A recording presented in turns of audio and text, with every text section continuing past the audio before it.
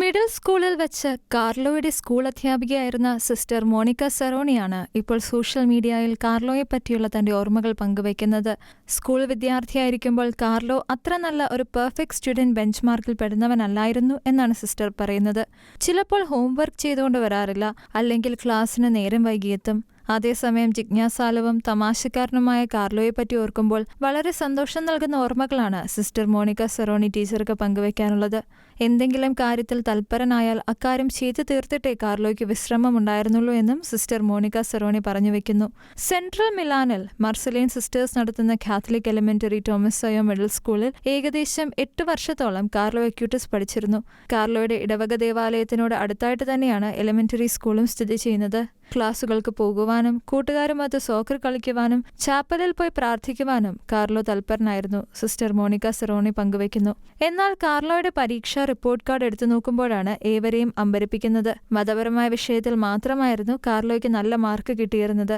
അതേസമയം ക്ലാസ് റൂമിൽ സമയം കിട്ടിയാൽ കുശലം പറഞ്ഞിരിക്കുന്ന ഒരു കുട്ടിക്കുറുമ്പനായിരുന്നു അക്യൂട്ടസ് എന്നും സംസാരത്തിൽ കൂടുതലും മതപരമായ വിഷയങ്ങൾ സംസാരിക്കുവാനാണ് കാർലോയ്ക്ക് ഇഷ്ടമെന്നും ടീച്ചർ പറഞ്ഞുവെക്കുന്നു.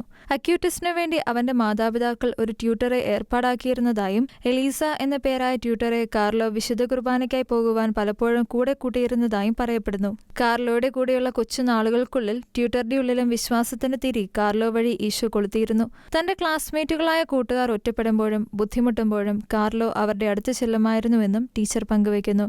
ഒരിക്കൽ സ്കൂളിൽ വെച്ച് കാർലോയുടെ ക്ലാസ്മേറ്റായ ഒരു കുട്ടിയെ ആ കുട്ടിയുടെ മാതാവ് ഉപേക്ഷിച്ചു പോയ അവസരത്തിൽ തോളോട് തോൾ ചേർത്തത് കാർലോ ആയിരുന്നു. കാർലോ അവന് പ്രത്യേക കരുതലും പരിഗണനയും കൊടുത്ത് സ്നേഹിച്ചിരുന്നു. കാർലോ പഠിച്ചിരുന്ന ടോമസോയോ എലിമെന്ററി സ്കൂളിലെ പ്രിൻസിപ്പൽ സിസ്റ്റർ മിറാൻഡ മോൾട്ടിഡോ ഓർത്തെടുക്കുന്നു.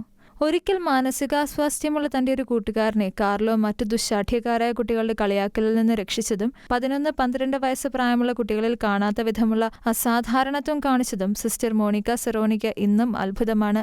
ജീവിതത്തെക്കുറിച്ച് നല്ല സ്വപ്നങ്ങളുള്ള സന്തോഷവാനായ ഒരു ആൺകുട്ടിയായിരുന്നു കാർലോ എന്ന് അധ്യാപകർ പറഞ്ഞുവെക്കുന്നു. ടോമസോയോ എലിമെന്ററി സ്കൂളിലെ പഠനശേഷം ജെസ്യൂട്ട് ഫാദേഴ്സ് നടത്തുന്ന ലിയോ 13 ഇൻസ്റ്റിറ്റ്യൂട്ടിൽ ചേർന്ന് പഠനം തുടരുകയും ചെയ്തു.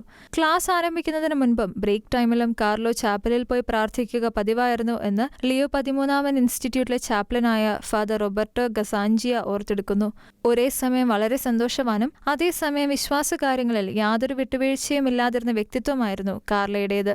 പാർട്ടിക്കും നൈറ്റ് ക്ലബിനും പോയിക്കൊണ്ടിരുന്ന തന്റെ ഒരു കൂട്ടുകാരന് വേണ്ടി പ്രാർത്ഥിക്കുവാൻ സന്യാസി മഠത്തിലേക്ക് പ്രാർത്ഥനാപേക്ഷയുമായി പോയിരുന്ന കാർലോയെ വൈദികൻ ഓർമ്മിക്കുന്നുണ്ട്. ഒരിക്കൽ കാർലോയുടെ അമ്മ പുതിയ ഷൂ വാങ്ങിക്കൊണ്ടുവന്നപ്പോൾ അത് വിറ്റ് ദരിദ്രർക്ക് കൊടുക്കാനാണ് കാർലോ തന്റെ അമ്മയോട് പറഞ്ഞത്. 15-ാമത്തെ വയസ്സിൽ ലുക്കീമിയ ബാധിച്ച് രോഗബാധിതനായി കിടപ്പിലായപ്പോൾ തന്റെ സഹനം മാർപ്പാപ്പയ്ക്ക് വേണ്ടിയും കത്തോലിക്ക സഭയ്ക്ക് വേണ്ടിയും വിശുദ്ധൻ കാഴ്ചവെച്ചു. International desk, Shekinah news.